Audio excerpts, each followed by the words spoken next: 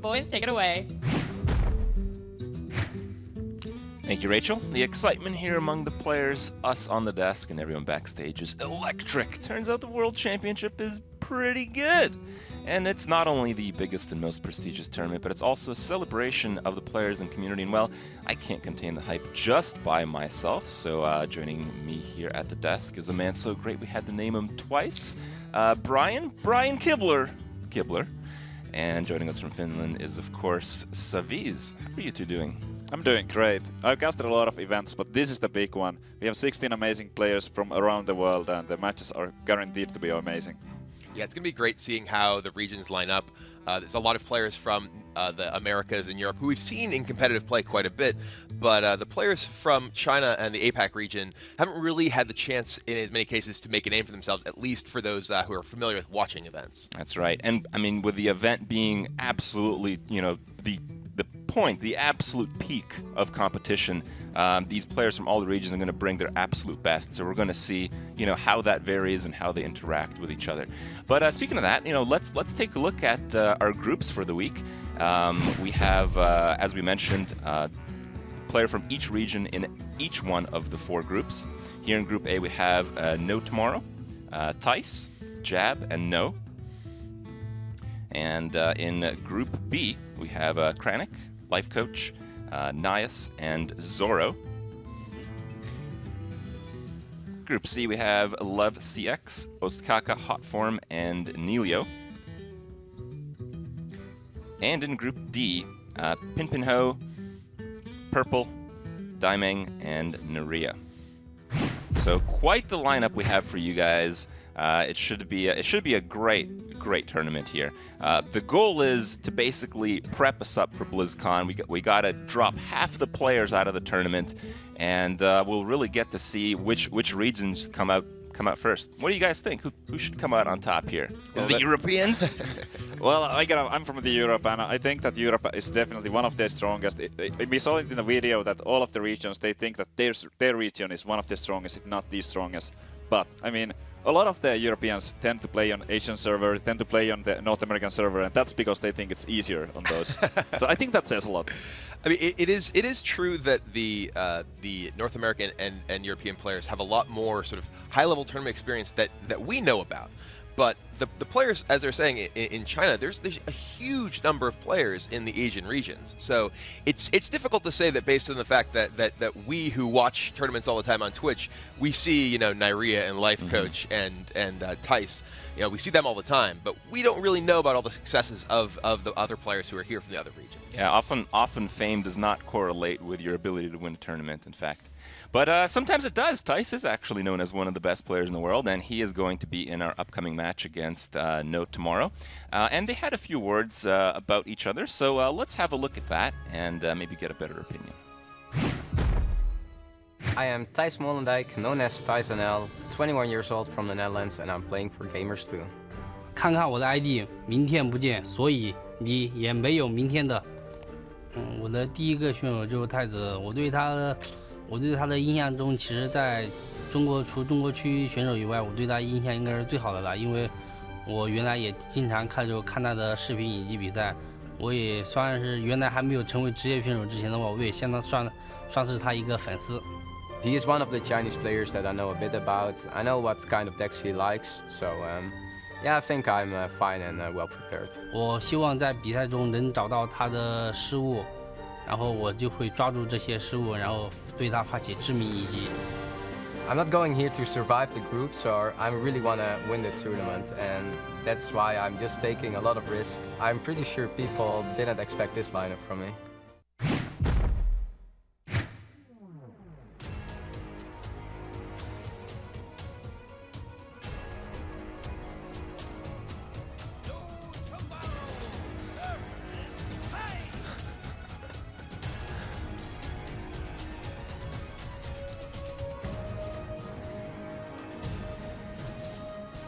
Kranich versus Light. No. Bring the stream down. All right. right. Well, here are the players shaking hands, getting ready to kick off their games. The interview was very revealing. I mean, Thijs didn't show as much respect for NoTomorrow as NoTomorrow sent back Thijs's way, but it was still pretty amazing. I'm always curious to see how the players, for the first time on a very big tournament that is really shown worldwide, react and how they play. Often you see them; they're very nervous, but in his interview, NoTomorrow seemed very calm, very deliberate. You know, there is no tomorrow for any of his opponents. Yeah, I love that little catchphrase from him. It was fantastic. But Thijs, you know, he was saying he's not here to just beat NoTomorrow. He's not here to win his group. He's here to win BlizzCon. So, you know, and he was saying he didn't think his opponents would expect his lineup, and I don't think anyone really would have. Yeah, I mean, Thijs famous for his druids. We have 13 druid players in the tournament, and Thijs is not one of them. Instead, he's the only player in the top 16 to be playing priest. Yeah, I can respect that. Yeah, Thijs, I had the chance to. We actually ate breakfast together with Thijs this morning, and I don't want to reveal too much in case some of his decks maybe don't get revealed, but what I can say, and what might be obvious to more experienced players, is that Thijs with his lineup is targeting the aggressive decks. Yeah, we talked about that a little bit behind the scenes. So there are two kind of approaches to the tournament. It seems that there is, in this case, we actually have a good example of it. NoTomorrow is playing Druid, very powerful deck. He's playing Hunter, very powerful deck, and Paladin, what is most likely Mysterious Challenger Paladin, also a very powerful deck. While Thijs is taking the approach of instead playing, you know, just top decks. Rather, he's trying to target a specific game style, because in Conquest mode, you have to win with every deck, and he's really trying to punish that idea. One of the strategies that you will often see in Conquest is players trying to aim at a particular type of deck, not necessarily a specific deck. Sometimes, you know, if, say, there's a deck that's incredibly popular, you think that all of your opponents will play it, maybe you'll target that exact deck, like maybe, you know, Patron Warrior or Handlock in previous metagames. But here, Thijs's lineup looks like it's targeted specifically against aggressive strategies.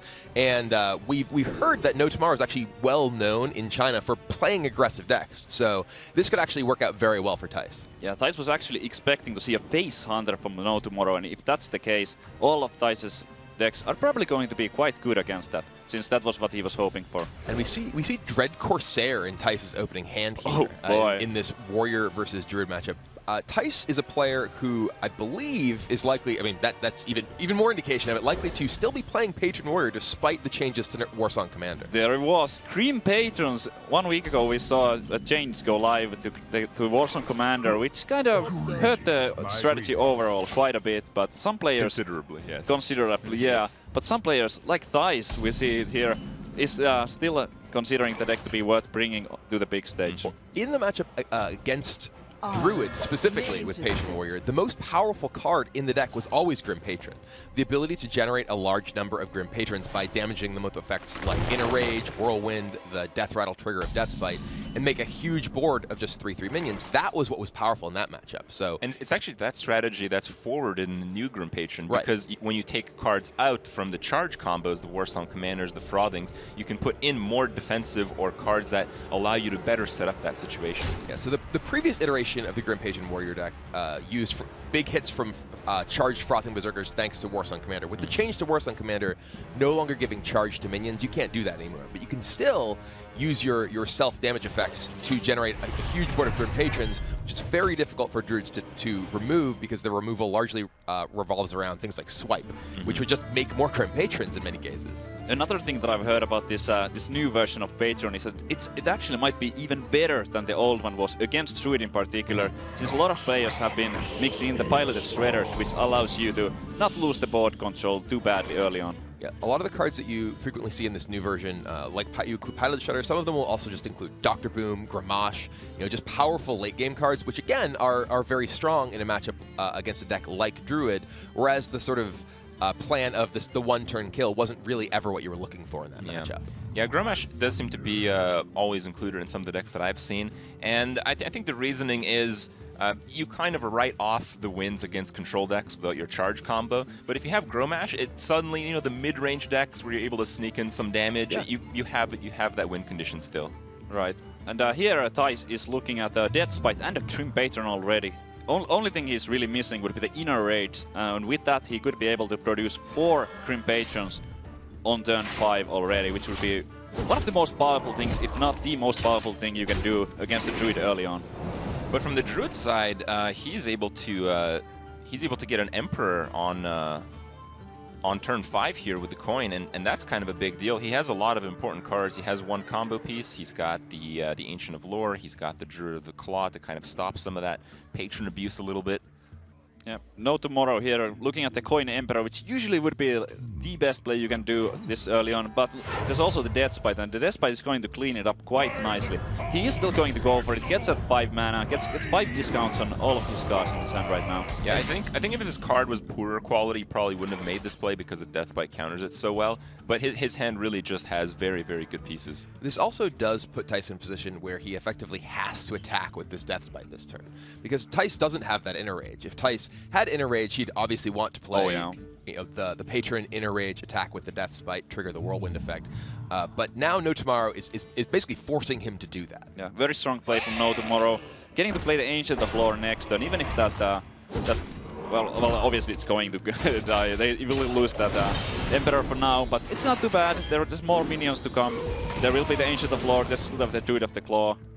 And Thijs starts drawing, picks up a Whirlwind for the Grim Patron, but still no Inner Rage. That's the one card he's missing. I like this play from Thijs. He could have played the Grim Patron and just made an additional Patron by attacking with it. Here, though, he's able to draw 3 cards off of Battle Rage because he's able to retain the mana that he would have invested in the Grim Patron.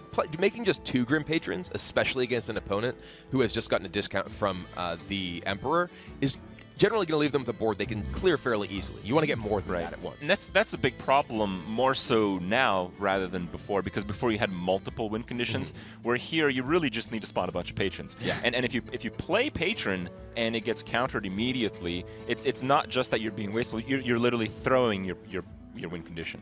Yeah, I wouldn't expect anything less than 4 patrons coming out on the turn that the patron gets played. So you want to split it twice. Whirlwind, Inner Rage, that's one way to do it. Or another way would be the Unstable Ghoul and the Whirlwind, but the Unstable Ghoul, as we see, it's going to go down here. NoTomorrow drawing for some more cards. Yeah, and often in NoTomorrow's position, you wouldn't necessarily want to expose your Shade to just be able to die in this position like it is now against this Armorsmith or against something like a Whirlwind effect. But he recognizes that if he plays any minion into the board, and Thijs does have a Grim Patron, that Ghoul would give him an additional Whirlwind effect that would spawn additional patrons. Oh yeah, very threatening. It's a smart play to take it out here. So Thijs still unable to get as many patrons as he would like to. Yeah, it seems like the best play here would be to like the Deathspite Whirlwind, but then you lose your Whirlwind, and this is kind of what you were trying to set up to do, and it makes it a bit more challenging to make that decision right away. Yeah, the Whirlwind is really powerful here. He could play something like maybe the Acolyte of Pain, Whirlwind, and Execute or Battle Rage for some more cards. He should actually fire War Axe if he does that, right? Oh, that also works. Oh, he wants to draw more. I think he's digging for the Inner Rage in particular. Let's see if he finds it. Still not finding it. Whips the Deathspite. This is interesting to see where he goes with it. The Shade is something that he probably wants to take out since he has an opportunity to do it right here. Okay, well, it looks like Thijs is going to concede to a lot of damage here. The idea hitting the Ancient Lore but not killing it is getting at 1 HP. He plans on doing that 1 damage next turn from the Deathspite Death Rattle. Oh yeah, it will certainly happen. But NoTomorrow has some place here. He definitely wants to add more minions to the board right now. With 7 mana, the most mana efficient thing would be to play the Shade and either the Shredder or the Druid of the Claw. But the Shade seems a bit shaky because there could be another Whirlwind effect in Thijs' hand, and then the Shade would get absolutely nothing done. Yeah, that seems like an extremely high-risk play. I feel like the Druid of the Claw is kind of in that same boat, though. If there is another Whirlwind effect, it kills the taunt form. He is going to go for the Shade. Thijs is certainly happy about this. He wanted to play the Whirlwind and do the Deathspite Whirlwind next turn. Anyway, this is going to go. Charge is much better here because, as we talked about, how just 1 Whirlwind clears both minions. Well, you might as well get 4 damage extra. Yeah. And here we go. This should be the Patron's turn. With that Whirlwind effect from the Deathspite, another one in his hand, he will be able to produce those 4 Patrons. He's even going to have 1 mana remaining afterwards, so he could go for the Execute on the Druid of the Claw to save some of his HP. Yeah, Thijs has to be very careful about his health total here because he is getting pretty low. He's down to 18. If he were to attack the Druid of the Claw and not gain any armor, he could have 14. That's kind of the magic number in the Druid matchup because the combination of Force of Nature plus Savage Roar, which we do see in NoTomorrow's hand. And it's discounted for 8 It is mana. right, so it can generate the 3 charge treants. They're each 2/2, and then Savage Roar gives everything +2 attack, which is 14 damage from no board whatsoever. Right. That's the magic number. But you usually play that around turn 9, or sometimes turn 7 if you're far enough ahead, because Innervate is sometimes a thing. But with the Emperor Tharson coming down so early in the game, it makes just the whole nature of it so unpredictable. But Thijs does have the Dread Corsair, which it costs 0 because he had the Deathbite in play when he did play it. So he has not only generated a board of patrons, but has also been able to play a taunt to defend himself from NoTomorrow's possible combo. And he's at 18, so he's in a pretty safe position right now. It's true, but going forward, NoTomorrow is not out of options just yet. He does have, he can clear all of it with the double Wrath and the swipe, I believe. There should be another way. Is there another way? Like Force of Nature, double Wrath, but that doesn't seem very good. I think he wants to hold on to the Force of Nature, given the fact that he does have the Savage Roar in his hand. Yeah, I would agree with that. So 1 Wrath, 2 Wraths, and the swipe. Patrons be gone. Yeah. And this is, definitely showcasing the efficiency of the Druid removal. When they are able to draw a significant number of cards thanks to Ancient of Lore, you can sometimes afford to just kind of spew off cards here or there. Because that didn't cost Thijs that much as resources, and NoTomorrow had to use 3 cards to clear off those patrons. Thijs, he only lost his first Grim Patron there, but what's important to know is that he has consumed both Death Bites, and that is, the main activator of the deck, because it's something you can set up 1 turn ahead of time. Right. Yep, the inner rages are still there though, and he does have that 1 Whirlwind. But for this turn, almost certainly he's going to just go for the biggest minions that he can, which would be the No Machine Inventor and the Frothing Berserker. Optionally, he could go for Frothing Acolyte and the Ghoul. Or the Fiery War Axe over there. Okay, using all 8 of his mana very efficiently. I'm kind of surprised the Frothing Berserker actually survived the new patron list. How do you think that actually works with the deck? The deck still does have effects like Death's Bite, like Whirlwind, that can deal damage to a large number of creatures at the same time, which can get the Frothing Berserker to grow very, very large. It's also just against some aggressive decks, be able to play that in turn 3. It can put your opponent in an awkward position because it has 4 health for 3 mana, which is pretty high compared to most things that you'll see coming down at that point in the game. So it can not only help remove minions, but then put your opponent on a clock, which is really a dangerous situation for a lot of aggressive decks when they're forced to react. Yeah, the 4 health on it is absolutely massive. Most of the early removal, like Wrath, Dark Bomb, Frostbolt, all of that deals 3. And if it only deals 3, then it's going to stay up and potentially give an extra card through a Battle Rage. And it's just a very scary minion. Like right now, it's a 2/4, but you don't look at that creature as a 2/4 right now. No, it's not a 2/4. It looks like a 7/4 right now, except that you cannot pick Game Hunter. And NoTomorrow going for the combo just to clear. Wow.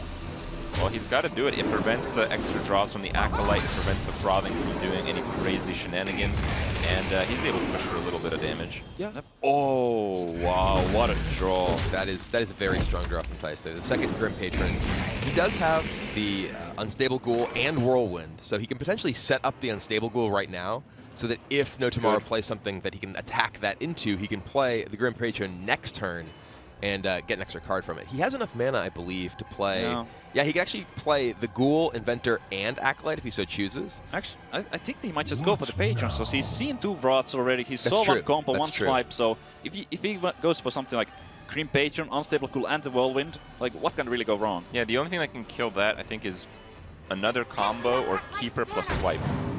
But he's going... Oh, there's Gromash. That's not something that we always see in a patron list, but it is one of the newer lists, so I think it's a good inclusion, very strong. Yeah, I think it's specifically for decks like Druid, the mid-range style decks that have a lot of back and forth game where you just need a little bit points of damage in the end.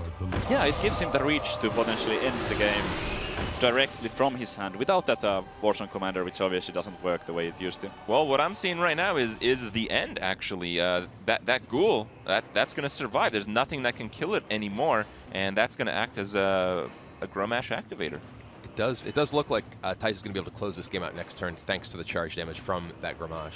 Yeah, Grim Patrons in the very first game after the changes to Warzone Commander. Wow.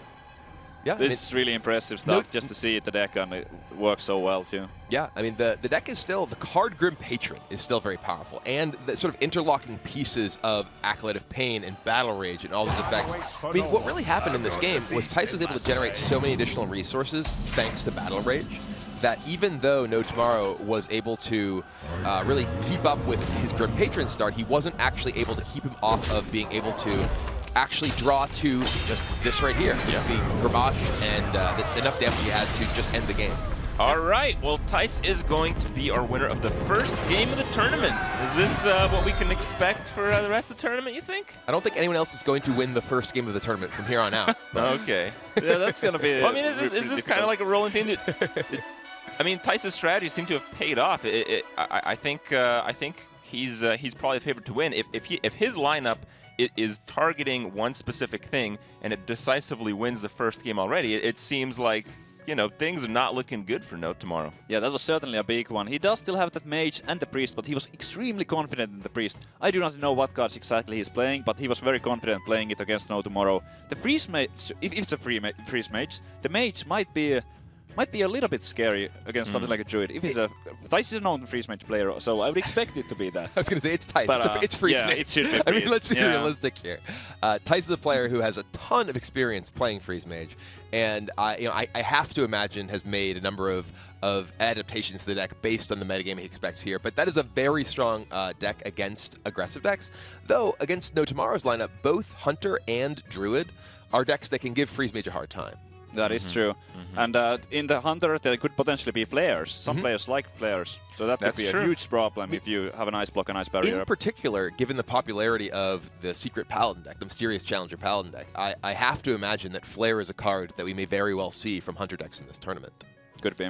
Well, I mean, that's something we can talk about too. Like, the class distribution seems a little bit one-sided, where a lot of the Asian regions were bringing this Secret Paladin, but very few of the European and North American players actually. I think there's only one player that brought a Secret Paladin. Yeah, I don't know why is that. Why do the Asian players favor? I don't know, but the interesting thing is, if the Asian regions were bringing the Secret Paladins, they probably expect their opponents to as well. So the inclusion of Flare just seems all that more likely. Yeah, I mean, it's really hard to know really what the other people are going to bring to this. The patron or the Warzone commander change is only 1 week old, so there's a lot of guessing that has to be done in what you expect the meta to be like. The Paladin has some strong matchups, has some weak ones. If you expect it to be good against a lot of decks, then you bring it. The Europeans and the Chinese players made different calls here, and it's going to be exciting to see what works out. I mean, it will be particularly interesting to see the deck and card choices the players do make, particularly given that this is the first big event, really, that is featuring the metagame after the change to Warzone Commander. And it was such a defining card for so long. Seeing how players react to it will be really exciting. All right, well, Theis does take the first game. Let's just have a few words from him so he can give us a better idea about why he plays this great game so frequently. The motivation of me is, it's something that was always already with me. In every game I played, even if it was just football or just a small game with friends, I just always look for perfection. I play it for fun. Yeah, it's just how my personality is. I'm just enjoying everything I do, and that is the biggest motivation for me now.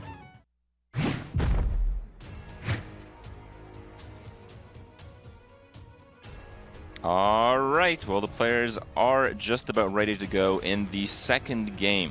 Now, NoTomorrow, apparently he's a player that fidgets a lot. It seems like he's very nervous from what I've been reading about him, but we're starting to see a little bit of that. But from his opening interview, he seemed like, you know, stoic. He's like, he's got it, you know? Oh, yeah. But, I mean, being down 1-0, it's a bad feeling. It's a bad way to start things off. But it is a best of 5. He didn't lose the series yet. He needs to forget about the first game and just go forward. All right, well, he does go with the Druid again. Theis is playing his Priest. This is the only Priest of the tournament, but it doesn't seem that unlikely of a class to pick for me. Well, I mean, what's your take on this, Kibble? You play a lot of this class. I do play a lot of this class. I play a lot of these things that Theis has in his deck here, these dragons. So he mulliganed them all away, sadly. But no, I think Priest is a very powerful class. In particular, I think Dragon Priest is a very strong deck if you do expect a lot of aggressive opponents. It's one of the best decks at beating decks like Hunter, decks like Zoo Warlock, decks like Secret Paladin. You know, you have a lot of tools to deal with these sort of early game and mid game minion based decks. Now, one thing I'm wondering is, before the TGT expansion made this Dragon Priest very popular, people were playing like the Deathlord Velen's Priest to combat that exact same thing. What advantages does the Dragon Priest have over a deck like that if that is your goal, which, I mean, Thijs seems to have that goal. I mean, the biggest strength is really the fact that you can also be a proactive deck. The big problem with the Deathlord Priest decks is that they're fundamentally reactive. So many of the tools that you have in your deck are just going to be responding to what your opponent's doing, whereas Dragon Priest is able to play strong minions starting on turn 2. And that allows you to put a lot of pressure on your opponent, even if they aren't playing a purely offensive strategy. Yeah. Dragon Priest has some of the most stat to mana efficient minions in the game. Like getting a Wyrm's Rage and 2/4 taunt on turn 2. It's quite amazing. It can be difficult to remove, and Priest also has the buffs to follow it up in form of the Velen's Chosen or the Powered Shield, which makes the minions extremely difficult for the Druid to handle. So the Priest hero power in particular is at its most effective when you have minions that you're able to support with it. When you're able to really sort of snowball an advantage on the board by playing a strong minion and be able to kill your opponent's minions and then just heal your minion that's left. You effectively gain incremental advantages every time you're able to use that to kill multiple minions with one minion. Right, right. Oh, NoTomorrow going for the early Emperor here, but Thijs does He is going to get punished. Thijs has multiple ways to deal with it. Yeah, I think the Velen's might be a slightly cleaner way, but maybe not. Maybe not. It's interesting because Shadow Word Death doesn't have that many targets against Druids. Against Druid decks, you'll generally see the Emperor. You'll sometimes see Sylvanas, Dr. Boom. You do have the big Ancients, but often I think here, killing this guy with the Valence Chosen allows you to potentially save that Shadow Word Death for a position where you can't get that kind of board swing from that Valence Chosen later on. Yeah, the Valence Chosen is a little bit situational at times, and this was a fairly good situation to use it. And in case that NoTomorrow cannot deal with this minion right now, which, looking at his hand, well, he can charge the Druid of Claw into it, but it's not all that efficient. I think Thijs is kind of getting rewarded for choosing this path. Also, I feel like Shadow Word Death, as a lot of removal in the game, just has a situation where in the late game, if you can Shadow Word Death and play something big, you just tempo out of control, while Velen's can, very rarely actually do that. Yeah, that is true. Like something like Ancient of Lore, that is 7 mana for the 5/5, and the removal for it only 3 mana, so that leaves him with 4 extra, which allows playing something like a Twilight Guardian on the same turn as dealing with it.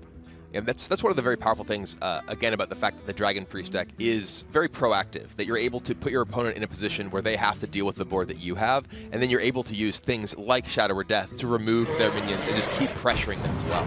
My concern is here, yeah, not attacking seems like the best play, but that is going to get punished by the Keeper.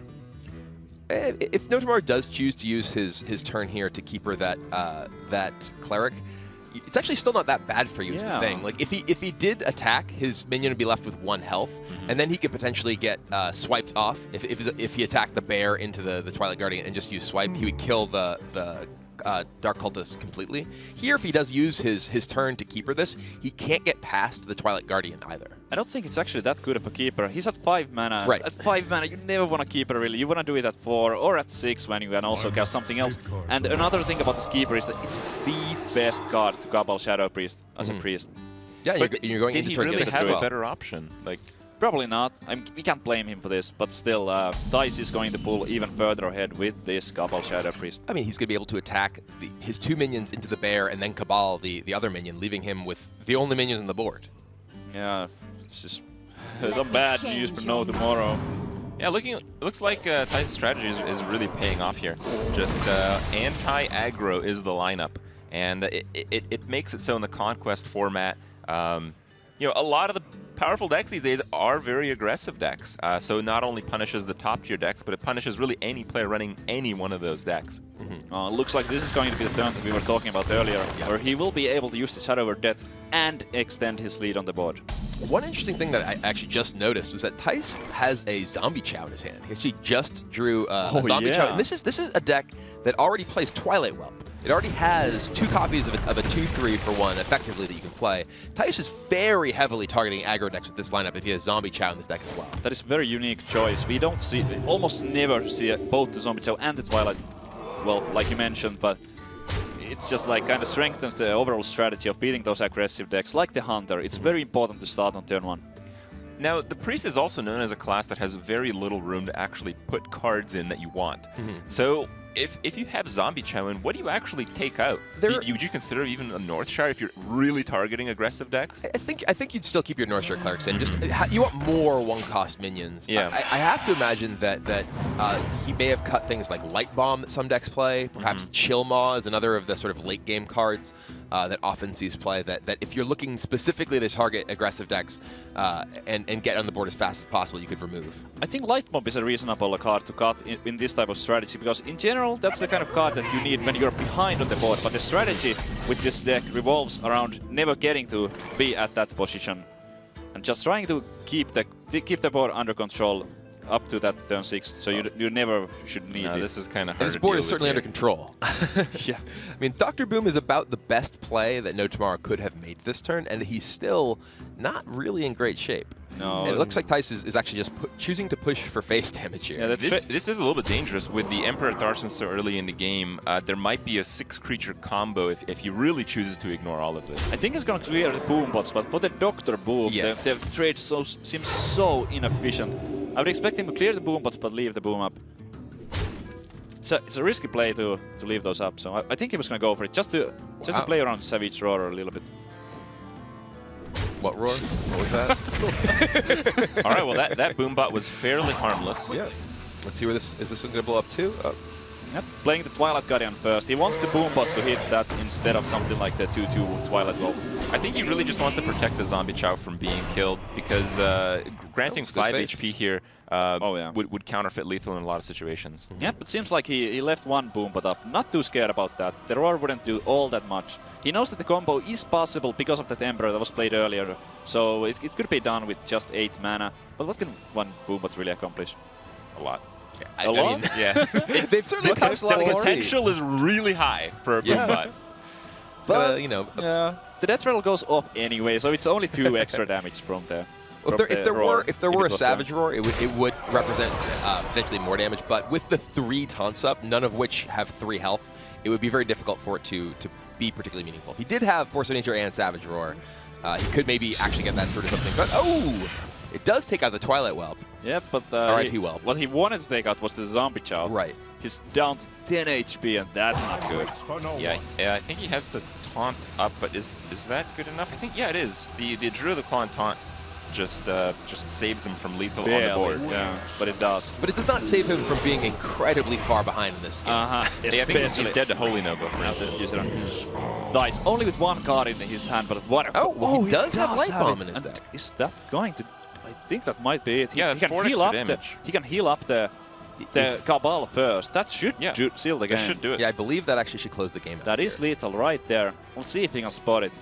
So use the hero power on the Cabal Shadow Priest, then go for the Light Bomb. Trade in a 2-attack minion, not the Zombie Chow though. Something that isn't Zombie Chow can kill the bear. And then he should be able to close the game out right here. So Light Bomb. Yep. Not really its shining moment here. Double checking, triple but checking. it is enough, and Thijs is able to get the final damage in and take a 2-game lead over NoTomorrow. Wow. That Priest is coming out really strong. I didn't expect the game to be that one-sided. Dragon Priest, 100% win rate in this tournament so far. Well, Saviz understandably was not quite as biased towards the deck, but I had faith in it. I think most players have faith in Dragon Priest. It is a deck that is fairly dominant on ladder, specifically because it does counter a lot of the aggression. Now, Thijs' remaining deck, again, in Conquest, you have to win with every single deck, is most likely Freeze Mage. So, I mean, Freeze Mage actually does surprisingly well against some of the lineup of NoTomorrow, but maybe not against some of the other decks. Like Druid, it seems like it might struggle a little bit. Hunter, you know, it's not overwhelmingly favored in some situations. But Paladin, I'm feeling pretty good about that one. I mean, it depends on the Paladin deck. The more aggressive Paladin decks can put enough pressure on the Freeze Mage that they are able to win. Mid-range Paladin decks do tend to really struggle, but I have to imagine that NoTomorrow is playing a more aggressive version, just given what we've seen of his lineup and what we've heard about him in the past. Yeah, based on the guess that it's going to be a Freeze Mage, I think that he's going to be Thijs is going to be the underdog going up against the Druid. Against the Hunter, depending on if there's Flare or not, it could go either way.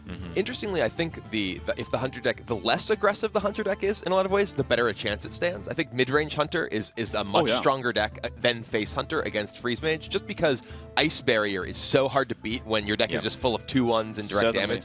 If you do have cards like Lotheb and Savannah Hyman, you're able to get a lot of value out of the individual big hits that you get. Yeah, the face Hunter has very limited amount of damage, and when one Ice Barrier comes up or two, it might not add up to enough before the Alexstrasza comes down. And Lotheb, it just is a card that you can't run in a face Hunter list, and it's just so powerful against Freeze Mage. Often you just absolutely counterfeit their next turn, and Freeze Mage really is a deck that goes one turn at a time. You know, there's very little cheating involved. Got a couple involved. of very, very crucial turns in there, and Lotheb is a card that can definitely seriously disrupt them. So, but yeah, I mean, this is, if you're in Tyson's position here, you've got to be feeling good. You're up 2-0, and you're looking at what looks to be a very aggressive lineup with a deck that is generally very solid against aggressive decks. I do think that this is his deck that is the most under threat of losing a number of these matchups. I think that the other matchups for his decks are likely a lot stronger than this one, though. I think so too. That might be the weak spot, but he will get 3 chances to win that game. Yeah, 3 is quite a bit. Now we've highlighted Thijs quite a bit here. He has taken the first 2 games. We saw what his motivations are to play, but let's hear some more from NoTomorrow to see maybe what he'll do if he'll end up winning in the end.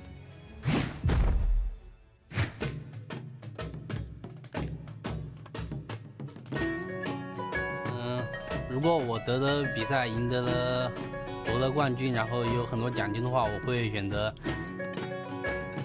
请大家吃个饭呀，然后留着存着找媳妇儿娶老婆。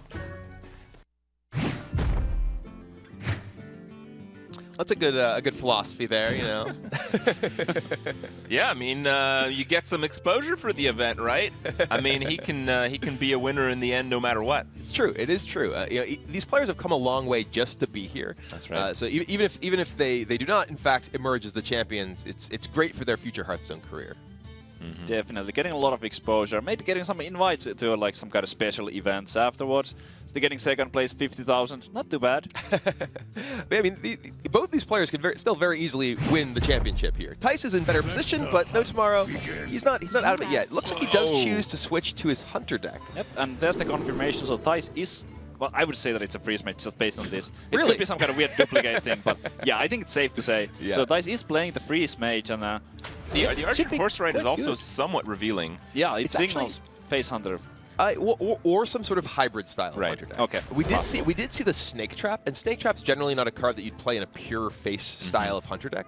One thing that is kind of surprising to me is that NoTomorrow has chosen to play his Hunter deck here rather than stick with his Druid deck, because these players are going to be facing other opponents with these same lineups throughout the week and into next weekend. The whole tournament, they Right, actually exactly. cannot So- change decks at all. Right. Yeah. So because he's going to be playing his next opponent with the same lineup, if he was going to lose with his Druid deck, it feels like to me that maybe he just plays Druid first and doesn't expose any more information. Yeah, he could have kept the hunter hidden, because now if there is some special cards, even if there's not, even that is valuable information to see that there's no deck cards, there's no player. Right. So but tomorrow he might be at On the other disadvantage. hand, you have to consider that maybe he does actually have 2 players, so maybe he wants more information from the mage before he plays the druid. That is possible. Or maybe, like his name suggests, he only thinks about today, not tomorrow.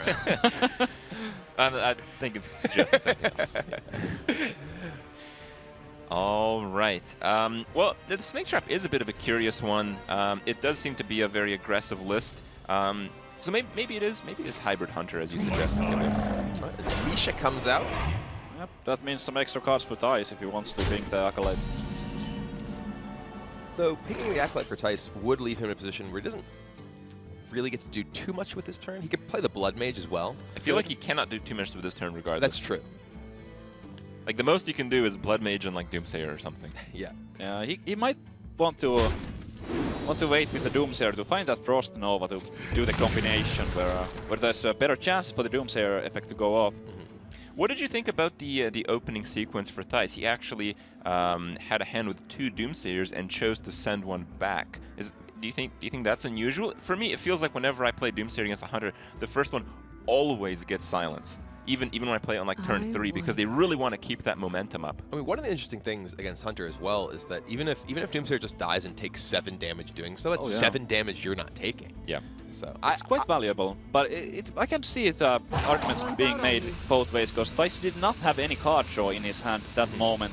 So if he got just, let's say, 2 Blizzards and a Flame Strike on top of those, it might be a lot of hero powering on turns 3 through 5. And we see Thijs just play the Doomsayer here, despite the very high risk of it getting killed. You know, if his opponent has Eaglehorn Bow, which we see in his hand. Certain. Yeah, it's going to die, like but certain, it is going to absorb 7 damage in doing so, which is a pretty big deal. Yeah, not bad at all. So at 4 mana, he probably NoTomorrow probably wants to use all of his mana efficiently here. So it could be something like Eaglehorn Bow into a 1-drop. Is the Unleash okay? Yeah, I also think Unleash on 2 minions is About as good as it about gets. as good as it gets against Freeze Mage. Though it is worth noting that you know, he can do that. He can also, one of the things that is an option here, he can actually just attack his opponent's face, hero power, and just get that 7 damage, not lose that 7 damage, lose his board. He is actually getting to a turn where he's still likely to be able to hit with his minions, though. Like, as you get into the middle turns of the game, where your opponent can start playing things like Blizzard or Flame Strike, in many cases, as the Hunter, you actually want to ignore the Doomsayers because your minions are about to die anyway. Here, though, he's just going to get some damage in. Yep, it does go And for get the rid of the Unleash. Doomsayer. And I personally, he's going to Wow. base. That is so aggressive. That is very aggressive. Wow, So, all of those minions gone. yeah, not only I also like saving the Leper Gnome, because if there would be like an Ice Block scenario, that's the card you need. Well, no Ice Block just yet, but there's an Ice Barrier. That's an excellent draw for Thijs here. He's down to 16 HP. He needs to start getting some back. in particular, given the approach that NoTomorrow took there, just going sort of directly aggressive, using all of his damage in the face, that Ice Barrier and the Alexstrasza that Thijs just drew are likely to come up very big in this game. Yep. 5 mana for NoTomorrow. Eaglehorn Bow hero power is definitely an option. Yeah, you have 2 traps. You can get some extra mileage out of that. Yep. Iron Pick Owl. He does not want to see a barrier come straight from Thijs' deck. Or an Ice Block, I guess. It's interesting. I have to imagine what his secrets are that he chose to do that. Does he have a freezing trap up? I mean, if you're running Snake, you can be running any of the others. A heal bot. Wow, it That makes perfect sense considering how Thijs has built the rest of his lineup to counter that and the aggressive strategies. And that heal bot is huge here. It is going to help Thijs bridge the turns until he's able to get to that Alexstrasza. Particularly given that NoTomorrow committed so much just direct damage to his face, rather than keeping his board presence established. Here, the Snake Trap. Yep. There you go, and Thijs does have a full clear if he wants to go for the Cone of Cold Ping. Yeah, but at the same time, you might go for Or a Blizzard Blizzard. because Yeah, it's Blizzard much more also. clunky. That's true. It's really hard to play a Blizzard and another thing on the same turn. So yeah, I like Blizzard. It is better than the Cone of Cold. This is not a value game in any way, shape, or form. No. No, not at all. You go for the Host Rider? Yeah, I guess you do. Because you want to dump your hand to be able to quick shot and draw next turn. That ultimately leads into more damage, I believe, than another hero power use. Should be, yeah. Also because the Argent Horse Rider will not trigger an Ice Barrier this turn, but in the future it might. It's worth noting as well that NoTomorrow's second trap didn't trigger, so it's not freezing trap. So his second trap could either be explosive or bear, Or misdirect, but or misdirect. Very Oh, unlikely. It's explosive or bear. Yeah. I would just. Oh god, another Ice Barrier. I'd just go with explosive. I think even bear is very Yeah, unlikely. from it this should deck. be explosive. Probably explosive, Almost certainly. And this is an interesting turn for Thijs. He would love to play the Ice Barrier, but if he plays an Ice Barrier, it is possible that NoTomorrow would be able to just kill him through it with something like a Quick Shot and a Kill Command in combination with the hero power. Yeah, or just a low-cost beast and Kill Command would do it. Like, That is also true. And Thijs is going to go for the heal, but next turn he will have access to the Ice Barrier, and for turn 9 there is the Alexstrasza. Well, there's a bit more damage here. this can happen, I believe. This is a lot of damage. It is. Another. Ooh, That is a brick. The worst draw. It is, and we see that's not highlighted, so that's an explosive trap there. Yeah, that is so bad. NoTomorrow right now. Not only that, but if he... So now Thijs my. basically has to Ice Barrier and pray. Yeah, he could also Arcane Intellect to try pick up that Ice block. That's true. That's true. But if he does not find the block, the ice barrier is certainly going to come down. Let's see if he gets it. Tinnitus, not what he's looking for, Mad Scientist? Nope. Oh no, and he cannot kill his He own cannot Mad trigger Scientist. it, no. He's 1 mana short of triggering his own Mad Scientist. Thijs will have to put his fate into the barrier here.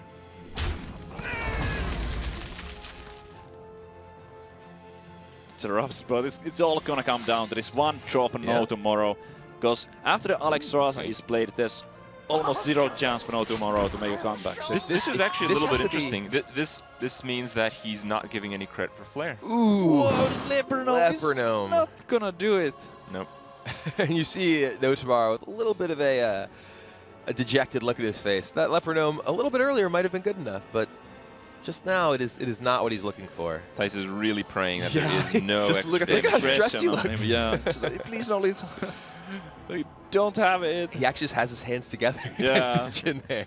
It's like, wow, it's so intense. He knows that if he doesn't die this time, the Alexstrasza should seal it up. And in NoTomorrow's position here, he actually has to be wondering if he can even afford to attack.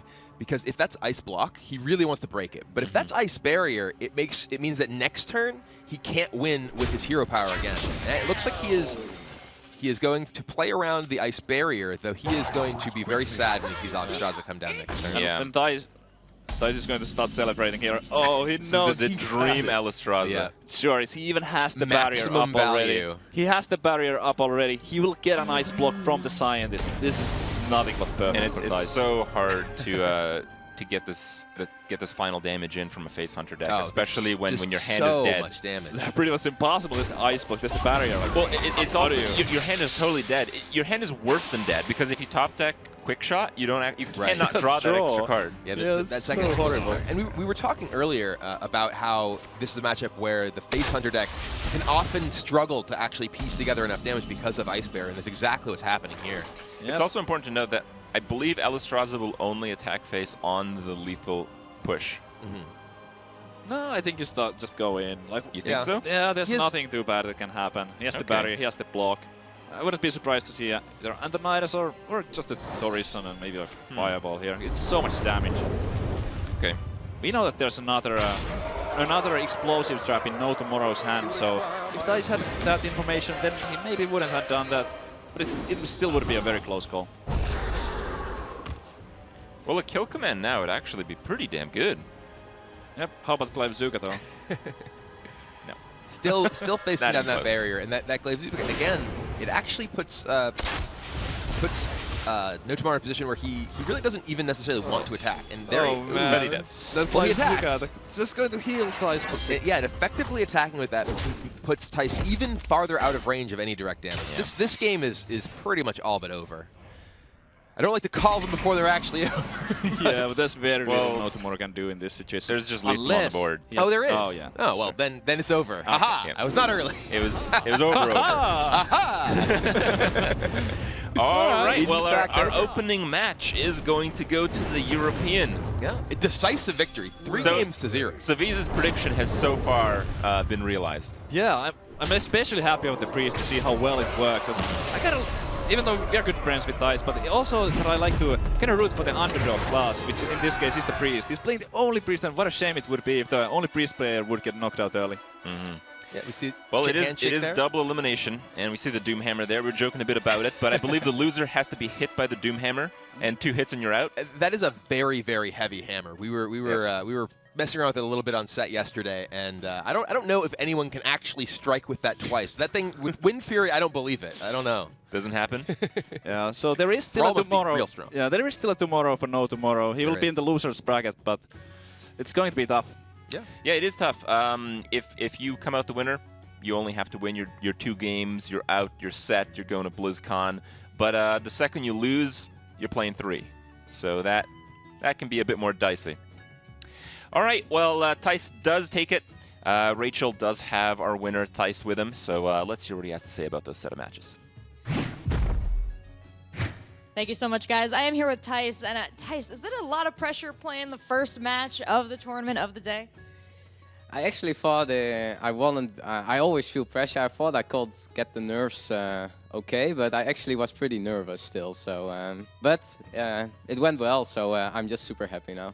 Yeah, I think it went pretty well, I would say so. A 3-0 is pretty nice to start off the day. And the first deck you brought out for us was Grim Patron, which was something that I thought everyone was kind of done seeing. So tell me about Grim Patron, why you decided to bring it.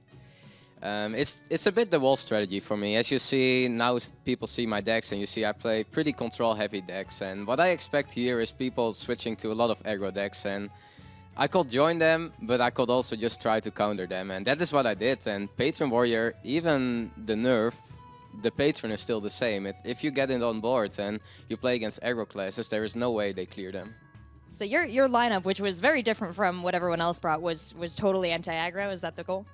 It is one of the goals. I mean, I started 2 games against Druid, and even against Druid, it's still fine. So, yeah, I'm really happy. I practiced a lot, and I'm really happy with the lineup I have here. All right, well, how are you going to spend the rest of your day? Gonna watch the other matches, and yeah, just hanging out here a bit, and I will see. Just super happy now. All right, well, congratulations to you, Thijs. I'm going to hand it back to our casters. Thank you very much, Rachel. Great words from a great player. I think you'll be doing a lot of note-taking in the next little while, and it's you know, it feels much better to know that you only have to beat one more guy. Did you notice, by the way, the portrait of Anduin over his shoulder? We have one priest player in this tournament, and he won the first match 3-0, and there he's in the interview room with a portrait of Anduin. Is this a coincidence? Can't be, no way. Yeah, well, Thijs does take it. Again, guys, we will have 4 matches for you guys today. We will, you know, dip into each of the groups to basically see half the field today. We will see the other half tomorrow. And, you know, we'll probably get a bit of an impression on what's going on, what players are playing, because even though the regions are separated, I think within the region there's a lot of, you know, similar mentality. And we were kind of seeing that in some of the decks that we saw today with the class choices and all that. Yeah, there will even be some shaman action coming at some point. 2 shaman players in the tournament. That is something that hasn't been very popular lately. Yeah, I mean, Shaman is a class that has been a little bit out of favor. I do think that players may be looking to play Shaman now. That one of the troublesome matchups that at least mid-range Shaman did have was against the combo element of the Grim Patron deck. But you know, it's a class that definitely does very well against Control Warrior in general. We didn't see that just yet, but maybe we will. All right, well, before we get into our next match, let's just take a look at some of the cool stuff, some of the highlights that we just saw from the opening game.